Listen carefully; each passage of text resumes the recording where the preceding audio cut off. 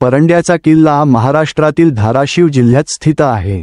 किल्ला परंडा तालुक्यात असलेल्या एक निसर्गरम्य व ऐतिहासिक ठिकाणी वसलेला आहे.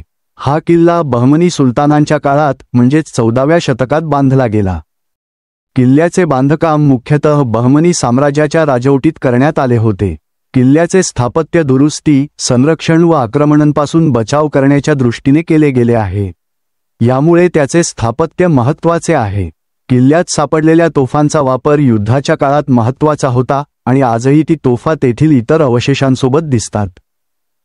परंड्याचा किल्ला एक ऐतिहासिक आणि निसर्गरम्य ठिकाण. तोफा किल्ल्यात असलेल्या तोफांचा विशेष उल्लेख करावा लागेल.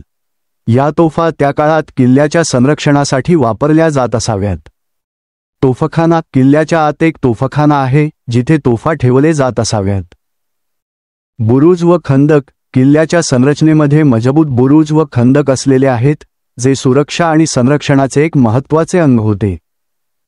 आजही परंड्याचा किल्ला एक प्रसिद्ध पर्यटन स्थळ आहे.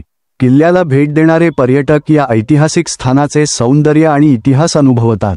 किल्ल्याचे एक चांगले स्थान आहे जिथून उंचावरून आसपासचे निसर्गदृश्य पाहता येते. किल्ल्यातील ऐतिहासिक अवशेष, विशेषतः तोफा, पर्यटकांचे आकर्षण आहे.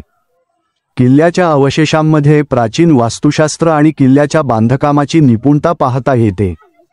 यात असलेल्या ऐतिहासिक किल्ल्याला भेट देणे हा एक आनंददायक अनुभव आहे.